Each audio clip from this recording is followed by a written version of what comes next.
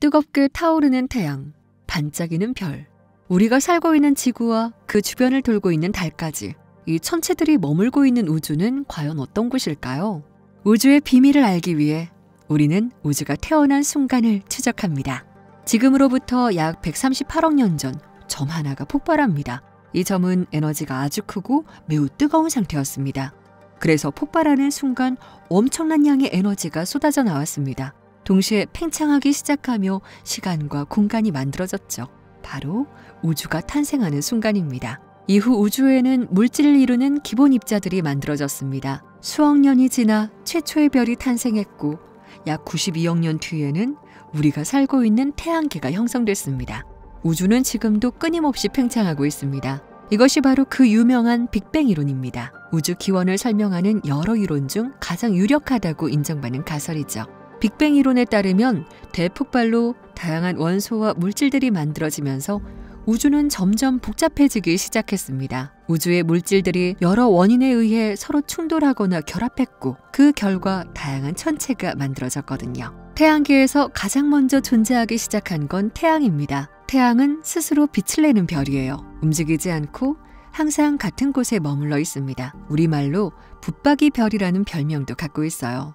이처럼 한 곳에 머물며 스스로 빛을 내는 별을 항성이라고 합니다. 태양계는 우리은하라는 더 큰 범위의 별들의 집단에 속해 있는데 우리은하에 태양과 북극성 같은 항성이 1000억 개 정도 있다고 알려져 있습니다. 태양이 만들어지고 남은 물질들은 행성을 구성하는 데 사용됐습니다. 행성은 항성과 달리 스스로 빛을 낼 수 없습니다. 또 한자리에 머물러 있지 않고 중심별 주변을 돌고 있죠. 태양을 중심으로 돌고 있는 지구, 화성, 목성처럼 말이에요. 행성은 항성 주위를 돌아다니는 별이라 하여 떠돌이 별이라고도 불립니다. 비교적 태양과 가까운 행성인 수성과 금성, 지구, 화성은 철이나 마그네슘과 같은 무거운 물질들로 만들어졌습니다. 우주의 팽창에 의해 물질들도 태양으로부터 멀어졌는데 무거우니 멀리 가지 못한 거예요. 단단하고 암석으로 이루어졌기 때문에 암석형 행성이라고도 부릅니다. 상대적으로 가벼운 물질들은 훨씬 멀리 날아갈 수 있었습니다. 대체로 밀도가 작은 수소와 헬륨과 같은 물질이었고 이들이 결합해 기체형 행성을 이루었습니다. 태양을 기준으로 지구보다 멀리 위치해 있는 목성과 토성, 천왕성, 해왕성이 기체형 행성에 포함됩니다. 그렇다면 지구의 유일한 위성인 달은 어떨까요? 달의 탄생에 대해서도 여러 가설이 존재합니다. 오래전 과학자들은 태양계가 형성되던 시기에 지구를 이루고 남은 물질들이 뭉쳐 달이 되었다고 생각했습니다. 이를 집적설이라고 합니다. 하지만 지구와 달을 구성하는 성분이 완전히 같지 않다는 사실이 밝혀지면서 힘을 잃었습니다. 또 다른 가설은 분열설로 1989년 찰스 다윈의 아들인 영국의 천문학자 조지 다윈이 주장했습니다. 지구의 일부가 떨어져 달이 되었다는 내용이죠. 당시 지구는 뜨거운 마그마 바다로 뒤덮인 상태였는데 지구가 빠르게 자전하자 원심력에 의해 일부가 떨어져 나갔다고 생각했습니다. 이 주장 또한 지구와 달의 구성 물질이 일치하지 않다는 점과 지구와 달의 공전 궤도가 다르다는 점을 충분히 설명하지 못했어요. 지구 주변에 있던 작은 행성이 지구의 힘에 의해 끌려왔다는 포획설 또한 설득력이 부족했습니다. 만약 이 가설이 맞으려면 지구와 달을 이루는 물질이 크게 달라야 하는데 비슷했거든요. 이후 거대 충돌설이 가장 유력한 가설로 주목받게 됩니다. 거대 충돌설은 뜨거운 마그마로 뒤덮여 있던 초기 지구와 미지의 천체 충돌로 달이 만들어졌다는 가설입니다. 당시 지금의 화성과 비슷한 크기의 미행성인 테이아가 지구와 부딪히면서 부스러기가 생겼습니다. 이 중 철과 같은 무거운 물질들은 지구로 흡수되었고 가벼운 물질들은 지구 밖으로 떨어져 나갔습니다. 이 부스러기들이 지구 주위를 원반을 이루며 돌다가 다시 뭉쳐져 달이 됐다고 본 겁니다. 지구의 자전축이 기울어진 것도 이 충돌로 설명할 수 있습니다. 무엇보다 이 가설이 힘을 얻을 수 있었던 것은 실제로 과학자들이 달 암석의 성분을 분석해 본 결과와 일치했기 때문입니다. 지난 1969년 미국 항공우주국은 우주인을 태운 우주선 아폴로 11호를 달로 날려보냈습니다. 7월 20일 전 세계인이 지켜보는 가운데 우주인 암스트롱 선장이 달 표면에 발을 내딛었죠. 인류 역사상 처음으로 인류가 달에 착륙한 순간이었습니다. 이후 1972년 아폴로 17호가 마지막 임무를 완수할 때까지 나사의 과학자들은 달 암석 샘플 약 380kg을 지구로 가져왔습니다. 이 샘플에서 산소, 텅스텐, 티타늄 등 특정 원소의 동위 원소비를 분석해 보니 지구 암석의 동일 원소의 동위 원소비와 같았습니다. 동위 원소비가 같다는 것은 두 천체가 특정 사건에 의해 생성됐다는 것을 의미합니다. 거대 충돌설을 뒷받침하는 강력한 증거가 되었습니다. 과거에 달이 2개였다는 연구 결과도 있습니다. 지난 2011년 미국 산타크루즈 캘리포니아 대학교와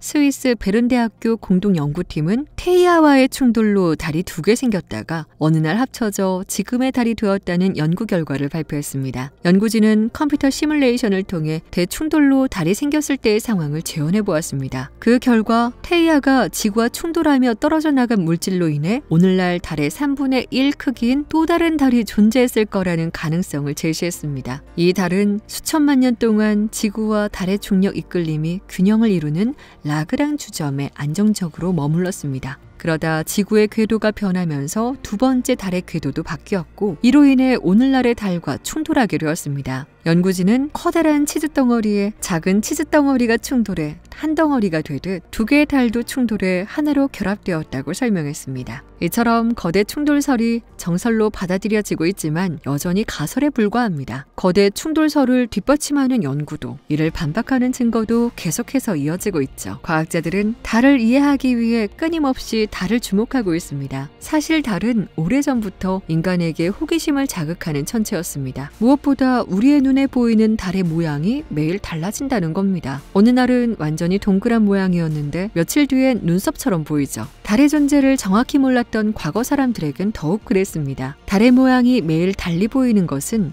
달과 지구, 태양이 이루는 상대적인 위치가 달라지기 때문입니다. 달은 스스로 빛을 낼 수 없으므로 태양빛이 반사되어야만 볼 수 있습니다. 만약 우리가 태양빛이 달을 비추는 면을 온전히 볼 수 있는 위치라면 밤하늘에 보름달이 뜹니다. 태양과 지구, 달이 일직선을 이루고 있을 때입니다. 태양과 지구, 달의 위치가 90도를 이루고 있다면 우리 눈에는 반달로 보입니다. 태양빛에 반사된 밝은 부분과 어두운 부분이 반반씩 보이는 겁니다. 반면 달이 지구와 태양 사이에 있다면 달이 보이지 않습니다. 이때 태양은 달의 뒷면을 비추고 있습니다. 우리가 보는 달의 앞면은 햇빛이 닿지 않으므로 어두운 밤하늘에 달을 볼 수 없는 겁니다. 지구와 달, 태양의 위치에 따라 달의 모양이 달라지지만 한 가지 변하지 않는 것이 있습니다. 어떤 위치에서 보더라도 우리는 달의 앞면만 본다는 것입니다. 다시 말해서 우리는 달의 뒷면을 볼 수 없습니다. 그 이유는 달의 자전주기와 공전주기가 같기 때문입니다. 공전은 달이 지구를 중심으로 도는 것이고 자전은 달이 스스로 한 바퀴를 도는 걸 말합니다. 달은 지구 주위를 공전하면서 하루에 13도씩 동쪽으로 옮겨갑니다. 그러다 27.3일이 되면 다시 제자리로 돌아옵니다. 동시에 달이 자전하는 데 걸리는 시간도 27.3일입니다. 이를 동주기 자전이라고 합니다. 따라서 달의 한쪽은 늘 지구를 바라보고 반대쪽은 늘 우주를 향합니다. 이런 탓에 인류에게 달의 뒷면은 언제나 미지의 세계였습니다. 과학자들도 경쟁적으로 달의 뒷면을 탐사하고 있습니다. 가장 처음 달의 뒷면에 닿은 인류는 중국의 과학자들입니다. 지난 2019년 1월 중국에서 발사한 무인 탐사선 창어 4호가 세계 최초로 달 뒷면인 본 카르만 크레이터에 착륙했습니다. 그동안 미국과 러시아 등의 과학자들은 달의 앞면에 착륙하거나 달 궤도를 돌며 멀리서 뒷면을 관찰하는 수준이었습니다. 달 뒷면은 지구와 직접적으로 통신할 수 없어서 탐사가 어려웠거든요. 중국 과학자들은 이 문제를 해결하기 위해 달과 지구 사이에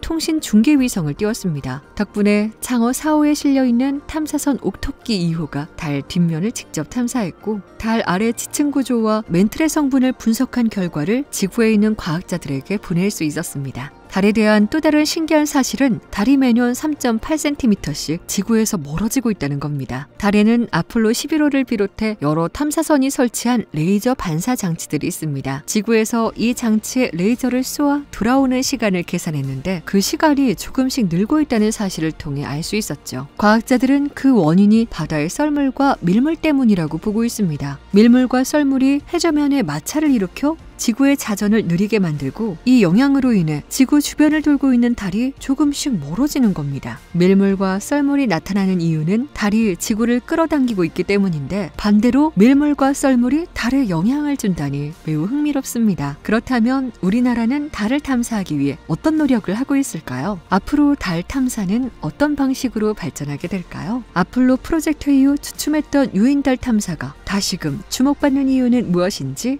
함께 알아보겠습니다.